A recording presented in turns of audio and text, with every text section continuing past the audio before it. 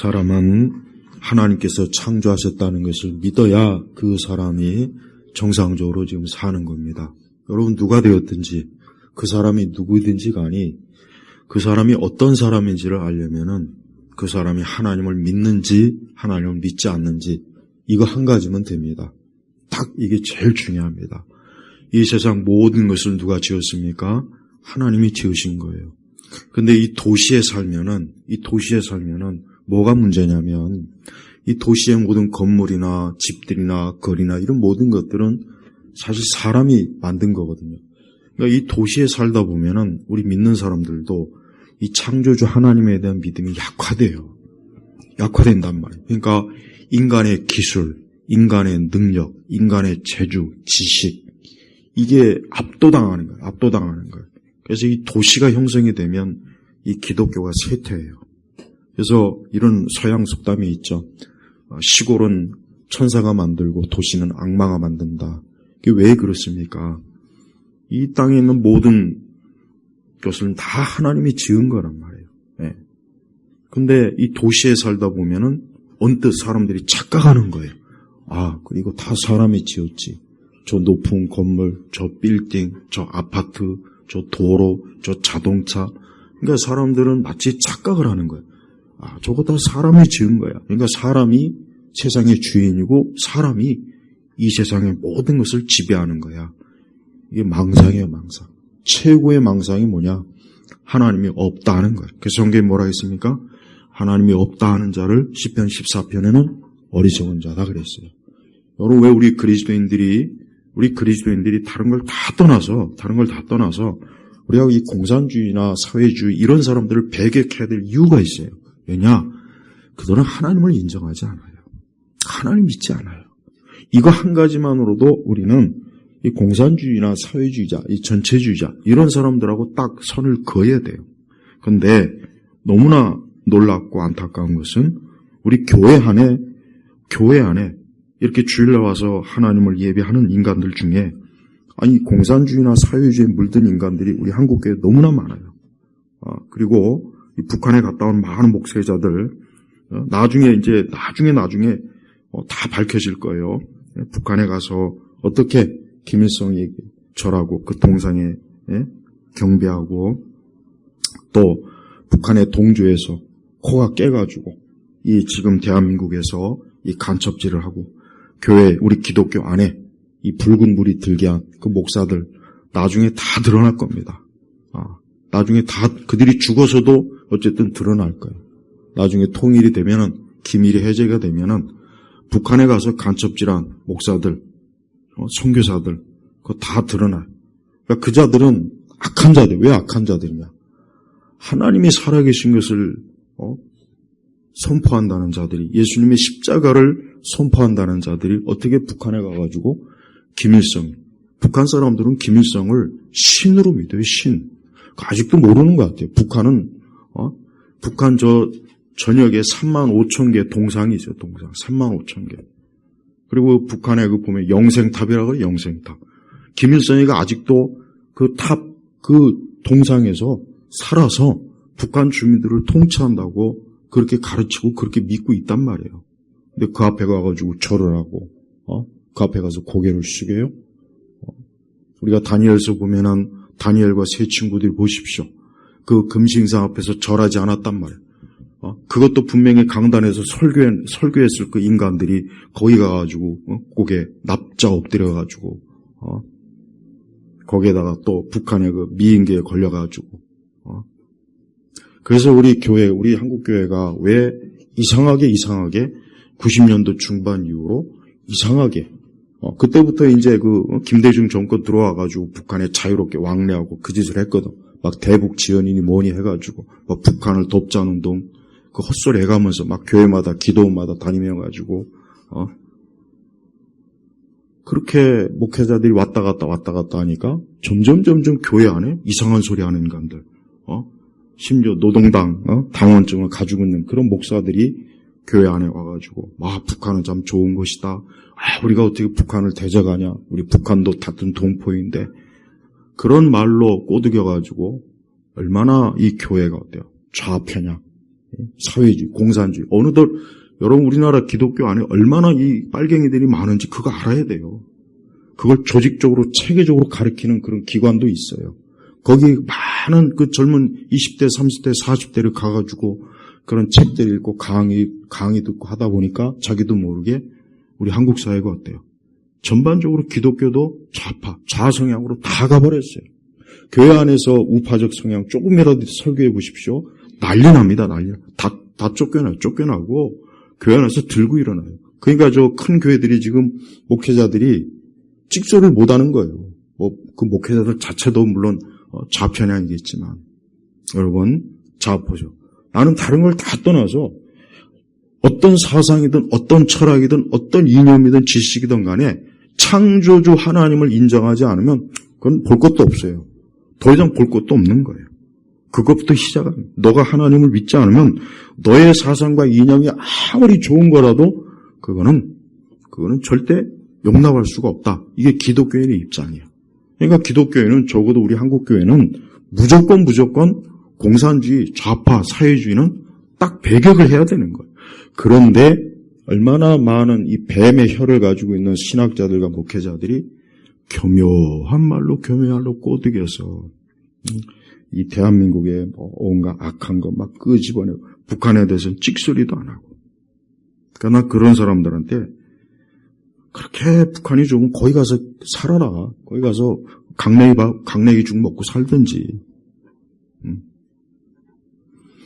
하나님의 창조를 부정하는 거는 이거는 인간이 하나님의 창조에 대해서 창조주 하나님의 존재와 그분의 활동을 부인하는 것 그거는 인간으로서는 그건 사망 선고예요.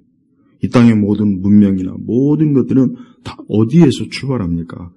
하나님께서 주시는 것을 출발하는 거예요. 이 도시의 모든 것들, 건물, 이 땅, 이 모든 것 다 하나님의 창조에 기반을 둬서 이게 되는 거지. 사람이 스스로 자기가 할 수 있는 게 뭐가 있습니까? 아무것도 없습니다. 그래서 우리 성도들은 항상 언제나 알고 있어야 돼요. 세상 모든 것은 다 창조주 하나님에게서 다 기원한 거예요. 우리 사람이 원숭이의 자손이 아니죠.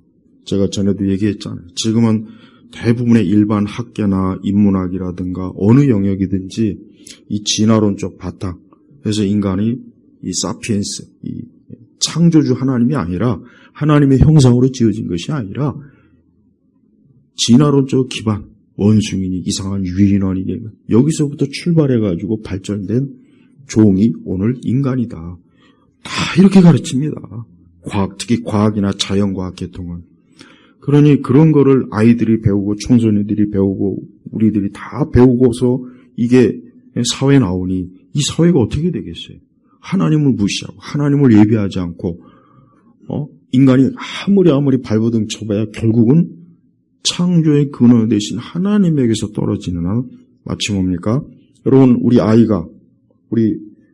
어머니들이 아이를 태중에 잉태하면은 엄마가 어떻게 태중에 잉태한 아이가 어떻게 삽니까? 뭐가 있습니까?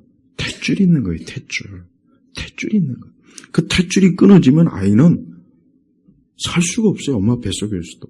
그래서 그래서 엄마가 먹는 게 아이에게 가는 거예요. 그래서 어떤 엄마들은 그거 이용해가지고 자기가 먹고 싶은데 괜히 엄마가 이건 아기가 먹고 싶은다 그런 말 있잖아요. 사실 자기가 먹고 싶으면서 이건 태 속에 아기가 먹고 싶은 거야. 내가 먹고 싶은 게 아니야. 이런 엄마들이 있어요. 누가 먹던 엄마도 먹고 아기에게도 가는 거예요. 좌파요. 그러니까 보세요. 이 사람은 영적인 탯줄 하나님에게서 끊어지면 그 사람은 살 수가 없는 거예요. 그 사람이 아무리 지식이 많고 과학기술, AI, 첨단 컴퓨터 뭐 해도 탯줄이 끊어진 말. 그래서 보십시오. 이 세상은 아무리 발버둥 쳐봐요. 계속 문제가 나고 어때요? 하나님 믿지 않는 사람이 세상에 더 많거든. 하나님 믿지 않는 사람이 세상에 더 많아요. 근데 이 첫 번째 세상에서 하나님께서 물로 심판했잖아요. 심판해버렸어요. 야, 안 되겠구나. 이건 사람들이 어려서부터 그냥 악한 생각, 악한 계획. 그래서 하나님께서 오죽하면은 사람을 창조한 후회하셨다. 이런 표현할 정도로 그 시대가 아주 극성스럽게 어때요? 하나님을 부정하는 시대. 근데 안타까운데 지금 그 시대 그대로. 그래서 예수님이 뭐라 했습니까? 노아 홍수 때도 사람들이 먹고 마시고 시집가고 장가가고 사업하고 뭐하고 했는데 마지막 때도 똑같은 거예요. 지금도 우리 그렇게 했잖아요. 근데 마지막 때 하나님의 심판이 있다 그랬어요. 근데 베드로가 뭐라 했습니까? 벌써 베드로 시대 때도 야 그런 게 어딨냐? 그 웃기는 소리 하지 말아라. 벌써 2000년 전에도 사람들은 그런 얘기하면은 웃기는 농담으로 들었단 말이에요. 그러니 지금은 얼마나 더 알겠어요. 지금은 교회에서도 하나님께서 이 땅에 불로 심판하실 것이다. 예수님이 재림할 것이다. 주님이 다시 오실 것이다. 이런 얘기 사람들이 별로 안 들어요. 그런 얘기 그렇게 좋아하지 않아요. 그 대신 그냥 이 세상 얘기나 많이 해주는 걸 좋아하죠. 봐요. 이렇게 창조주 하나님을 부정하는 그런 일들을 이제는 교회에서도 아무렇지도 않게 여기고 있어요. 여러분 우리는 하나님이 창조한 거예요. 나는 하나님의 창조물이다. 이 땅의 모든 것은 다 하나님이 창조하셔서 모든 것들이 움직이는 거예요. 저 해도 달도 이 땅도 강도 산도 우리 자신도예요.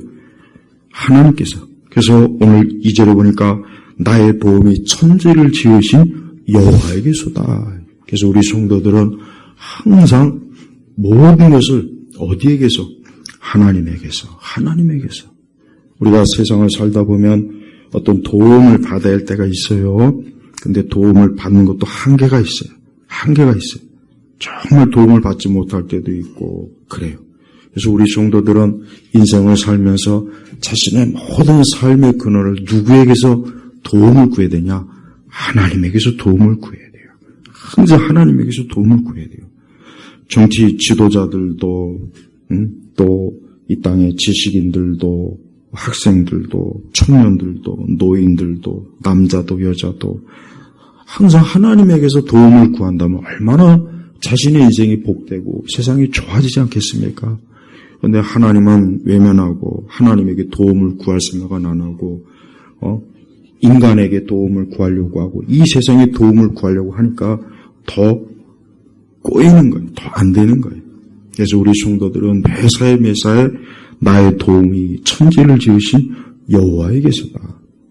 나의 모든 것, 내 생명, 내 모든 것들은 하나님에게서 오는 것이지 다른 데서 오는 게 아니에요. 그래서 사람이 하나님을 믿고 하나님을 인정하는 게 이게 첫 번째. 3절에 보면 그 하나님이 어떠한 분인지를 이제 구체적으로 말씀하셔요.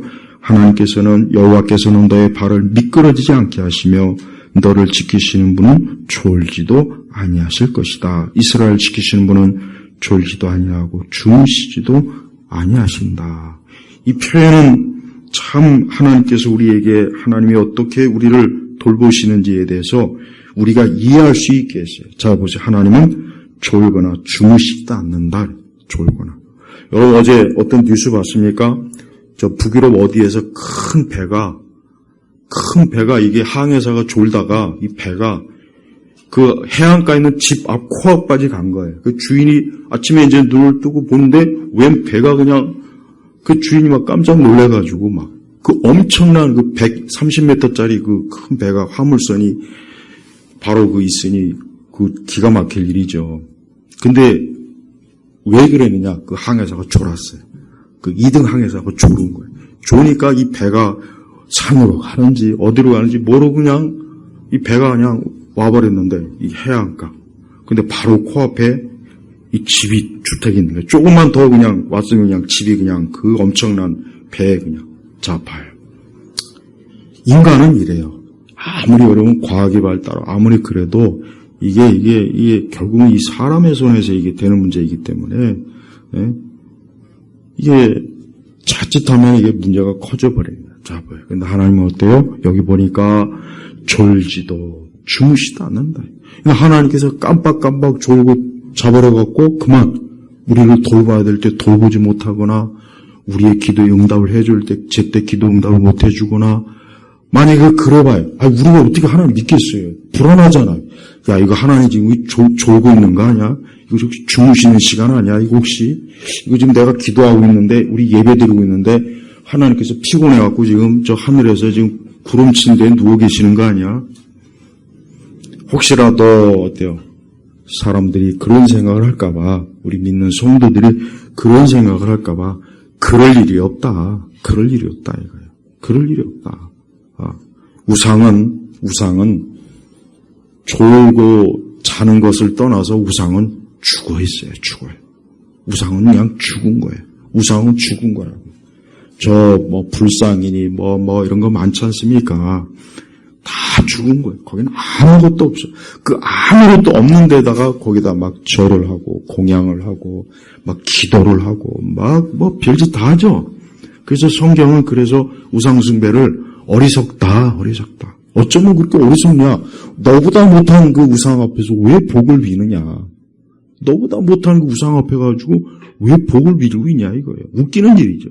그러니까 세상에서 제일 웃기는 일은 사람이 우상 숭배하는 게 제일 웃기는 거예요. 제일 웃기는 거예요.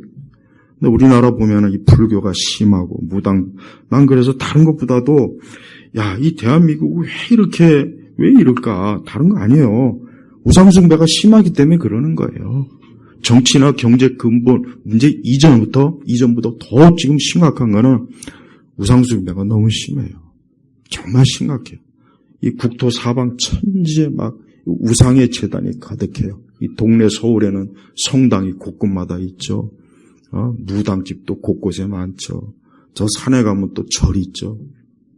이게 사람이 그런 보이는 우상도 심각하지만 보이지 않는 우상도 이 문화 이 사람들을 홀딱 빠지게 하는 거예요. 오늘같이 이렇게 좋은 날 저 산 좋아하는 사람, 야구장, 골프장 가는 사람들 그 우상입니다. 우상. 그게 우상이라고요. 우상. 이런 좋은 날 어디로 와야 됩니까? 예배하러 와야죠. 하나님께 예배 드리러 와야죠. 이 예배 드리러 와야 될 이 시간에 지금 딴 데가 있는 거 이거 우상 숭배예요. 이거. 뭐가 우상 숭배입니까? 하나님에게 등 돌리고 있으면 그게 우상 숭배라고요. 사람이 하나님에게 등을 돌리고 있는 이상은 그 사람은 뭘 해도 안 됩니다. 뭘 해도 안 돼. 여기서 안 된다는 얘기는 세상에서 성공이나 이런 것보다 더 인간으로서 근본 그 생 자체가 어때요? 그 생 자체가 하나님의 복을 얻지를 못하는 거예요. 근데 우리 하나님은 우리 믿는 우리 성도들을 어떻게 해요? 여호와께서 너의 발을 미끄러지지 않게 하시며 하나님께서 우리의 인생을 우리의 발을 꽉 붙잡고 있는 거예요. 우리의 발을 꽉 붙잡아가지고 우리가 어때요? 가끔가다 해외 뉴스에 나오지 않습니까? 셀카 찍다가 그만 발을 헛디뎌갖고 그냥 계곡에서 떨어지거나 막 그런 종종 있어요. 미끄러짐. 우리의 인생은 삶은 어때요? 하나님께서 붙잡아야 미끄러지지가 않아요. 하나님께서 딱 내 발목을 붙잡아 주셔야 우리를 어때요? 사망의 음침한 계곡에서 지키시고 나를 불행과 저주에서 지켜주시고 나를 모든 일에 있어서 하나님께서 복되게 돌봐주시는 거예요. 그래서 하나님은 믿는 우리 성도, 우리 그리스도인들을 붙잡고 계시는 분이에요.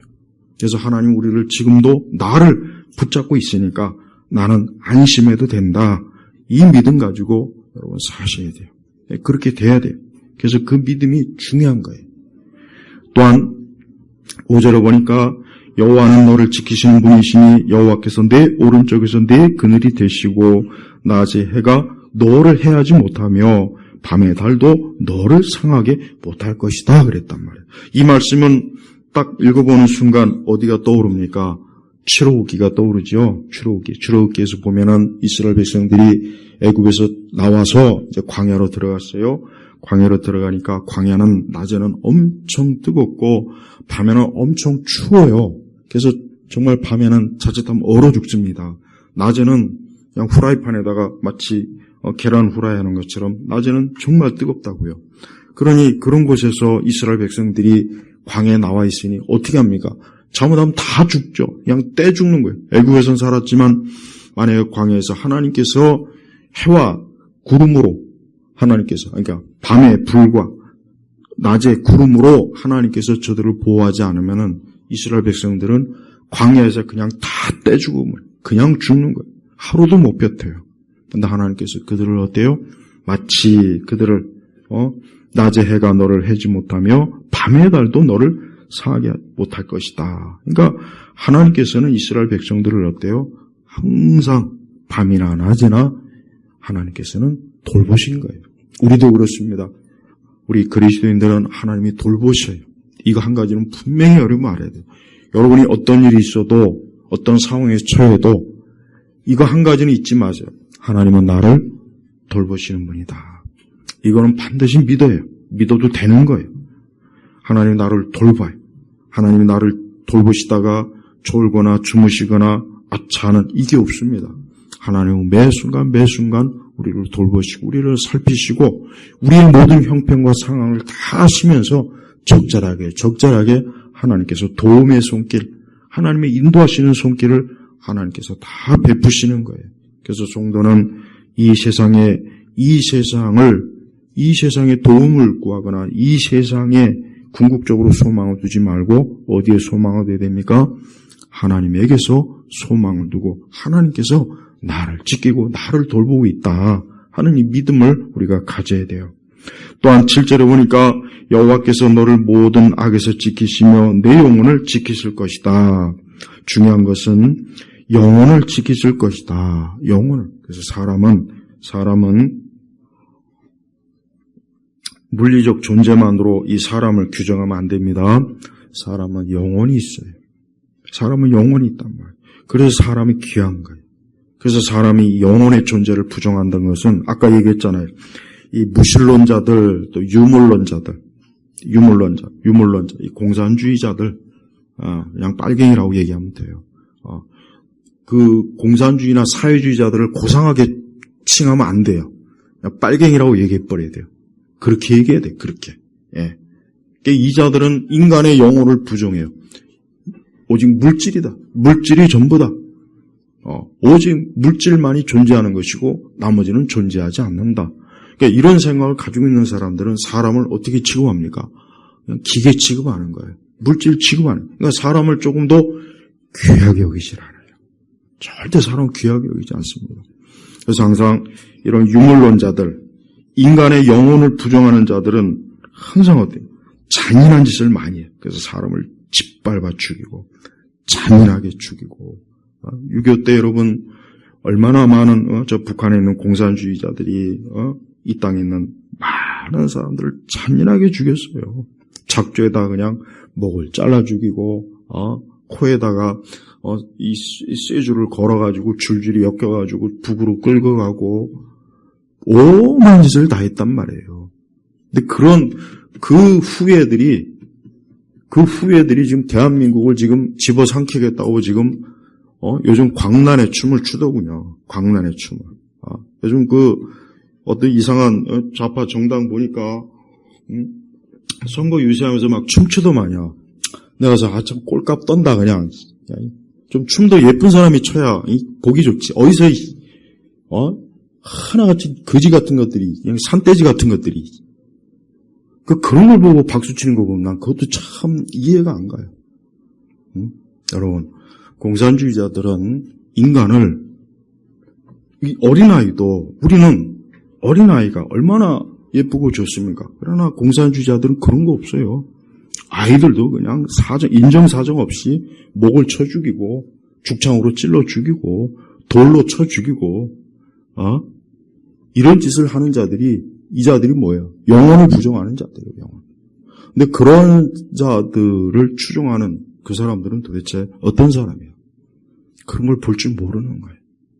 그냥 망상에 젖어갖고, 환상에 젖어갖고. 우리 성도들은 영혼을 부정하는 사람들하고는 우리는 깊이 연계시키면 안 돼요. 인간의 영혼을 부정한다는 것은 하나님을 부정하는 거예요. 똑같아요. 사람에게 영혼이 있다. 여러분 불교나 어떤 다른 종교에서 영혼에 대해서 얘기하는 거 봤습니까? 없어요. 없다고요. 오직 기독교만 인간의 영혼에 대해서 얘기해요. 주께서 뭐라고 했습니까? 여호와께서 너를 모든 악에서 지키시며 내 영혼을 지키실 것이다. 내 영혼을 지킬 것이다. 그러니까 사람의 존재의 중심이 뭐냐? 영혼이에요, 영혼. 이 다음에 우리가 육신에서 죽으면 우리 영혼은 주님 곁으로 가는 거예요. 육신은 그냥 썩어 없어지는 거예요. 육신은 흙으로 돌아가는 거예요. 근데 이 다음에 나중에는 이 다음에 부활의 몸을 입어요. 그러니까 우리가 이 다음에 천국에서 영생을 누릴 때 어떻게 합니까? 우리 영혼이 부활의 몸을 입고 천국에서 영생을 하는 거예요.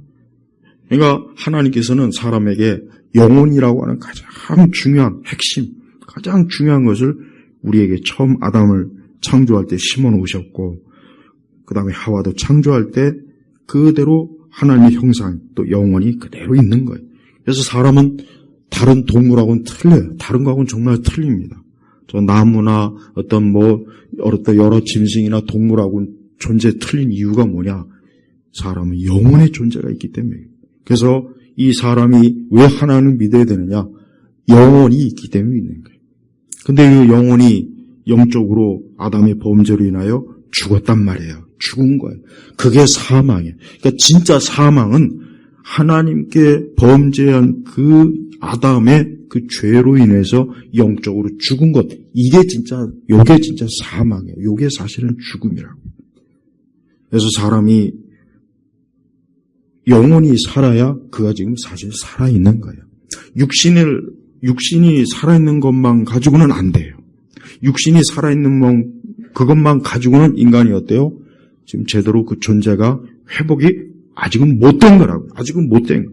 그러니까 예수님 믿지 않고, 그러니까 예수님 믿지 않는다는 것은 아직 그가요, 영적으로 죽어있다. 육신은 살아있는데 영적으로 죽어있는 그 사람은 아직 불완전한 거예요.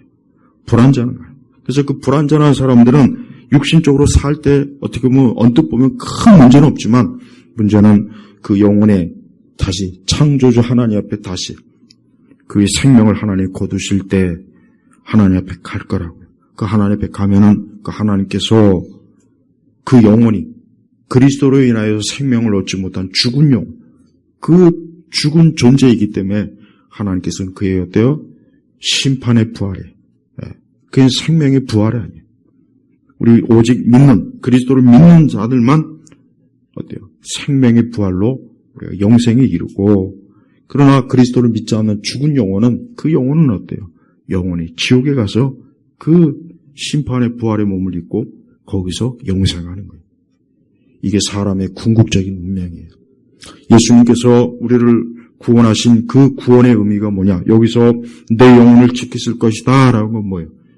우리 영혼을 살려주신 우리 주님께서 우리를 끝까지 우리의 영혼을 돌보시는 거예요. 우리를 멸망의 길로, 사망의 길로, 죽음의 길로 가지 않도록 끝까지 우리를 돌보시고 우리를 살펴주시는 게 이게 하나님의 은혜요, 이게 사랑입니다. 그래서 8절에 보니까 여호와께서 너의 모든 출입을 지금부터 영원까지 지키실 것이다. 자, 보십시오. 하나님께서 너의 출입을, 그러니까 우리의 모든 삶을, 우리의 모든 인생의 것들을 어때요? 지금부터 영원까지. 그래서 그리스도인들은 영원한 곳을 향해 지금 나아가는 겁니다. 영원한 것. 우리 그리스도인들은 이 세상을 전부로 여기지 않죠. 근데 불신자들은 이 땅을 전부로 여기면서 세상을 전부로 여기는 거예요. 세상을.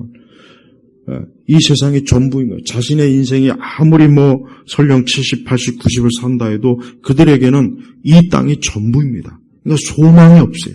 그들에게는 죽음 이후에 어떻게 할까에 대한 아무런 대책이 없어요. 그래서 죽음이 가까우면 가까울수록 그들은 불안해하고 두려워하고 자기 존재가 어떻게 될지 그냥 아무 생각을 못하는 거예요.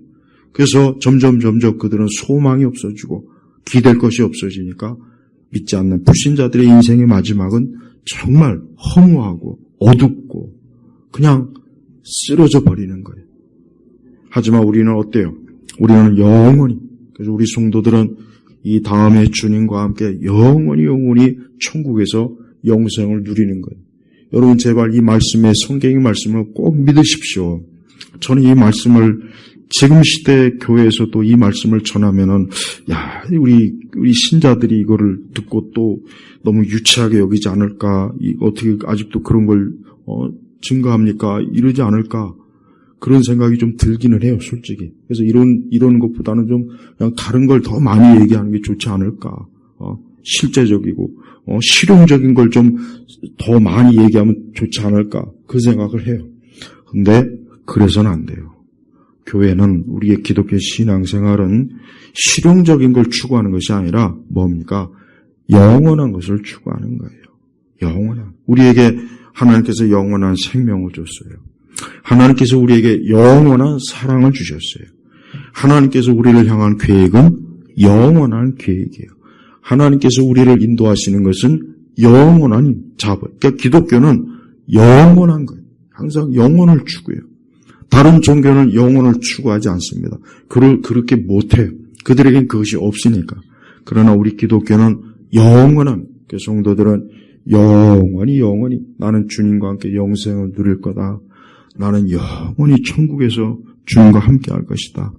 나는 영원한 불멸의 부활의 몸을 입고 나는 영생을 누릴 것이다. 이 믿음을 가지고 우리가 사는 거예요. 그래서 기독교는 장례식을 할 때도 이젠 죽었구나, 끝났구나, 이것이 아니라, 그래, 이제 주님 곁으로 갔구나. 주님 곁으로 갔구나. 야, 이제 주님 곁에 가서 영원한 안식을 누리겠구나. 이게 기독교의 장례식이에요. 그러나 이 세상의 장례식은 죽음은 이제 끝이구나. 이제 땅속에 묻었구나. 이제 끝이다. 이제는 소망이 없다. 여러분, 어떤 죽음이 더 좋은 죽음입니까? 죽음 이후에 창조주 하나님, 우리 생명의 구원자 되시는 예수님과 함께 영원한 지금 안식을 누리는 그게 축복입니까? 아니면은 이젠 끝났구나. 이제 그냥 땅속에 묻어서 썩어서 이제는 없어지는구나. 어느 게 더 좋습니까? 당연히 영원히 주님과 함께 영생을 누리는 게 좋죠. 그래서 우리 성도들은 다른 거 소망을 갖지 마세요. 우리 성도들은 내가 영원히 주님과 함께 영생을 누릴 그걸 항상 소망해야 돼요.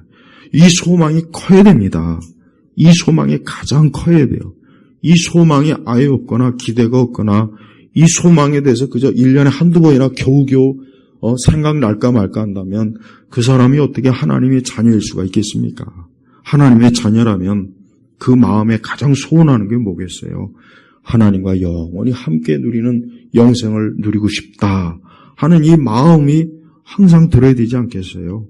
우리가 이 땅에 사는 동안 많은 어려움이 있어요. 많은 고생도 합니다. 많은 갈등도 있고 부딪히는 것도 있고 질병도 있고 이 땅을 살면은 인간의 삶이라고 하는 것은 고생이에요. 고생. 힘들어요. 인간의 삶은 행복이라는 건 사실 없다고 저는 생각해요. 사람이 무슨 행복이 있을까? 인간에게 무슨 행복이 있을까? 나는 아무리 생각해봐도 나는 없다고 생각해요. 무슨 이 땅에 행복이 있겠어? 이제 살면서 약간의 진짜 행복은 뭡니까? 예수님을 믿고 구원받아 하나님과 영생을 누리는 거. 이게 가장 큰 행복이에요. 이게 사실 진짜 행복이지 다른 행복이라는 건 사실 뭐가 있겠어요? 솔직히 이 땅에 무슨 행복이 있어요? 난 자꾸 사람들이 행복 찾는데 그놈의 행복이 도대체 뭘까? 돈을 많이 버는 것까? 건강한 것까? 좋은 가정을 갖는 건가? 좋은 직장에 취직하는 건가? 근데 그렇게 해도 그것이 돼도 또 지나면은 또 괴롭고 힘들고 고생되고 어렵고 그 일은 계속 일어나잖아요. 이 땅에 행복은 없어요. 행복. 그래서 자꾸 내 세상 사람들은 자꾸 행복에 대한 얘기를 많이 하는데 사실 없는 걸 찾는 거예요. 없는 거. 있지도 않는 걸 자꾸 찾는 거라고요. 근데 우리는 있는 걸 우리는 믿고 우리는 있는 걸 찾고 있는 거예요. 하나님이 살아계신 것, 천국이 있는 것, 영생이 있는 것 우리는 있어요. 우리는 그걸 믿고 그걸 의지하면서 우리가 지금 나아가는 거예요. 그래서 성도들은 매 순간 나는 지금 영원을 향해서 간다. 영원을.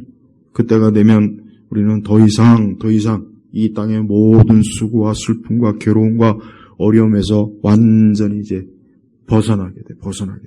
자유하게 돼. 이제 더 이상 우리를 골치 아프게 하거나 우리를 고통스럽게 하거나 우리를 괴롭히거나 우리를 힘들게 하는 이런 것들이 완전히 다 사라지는 거예요.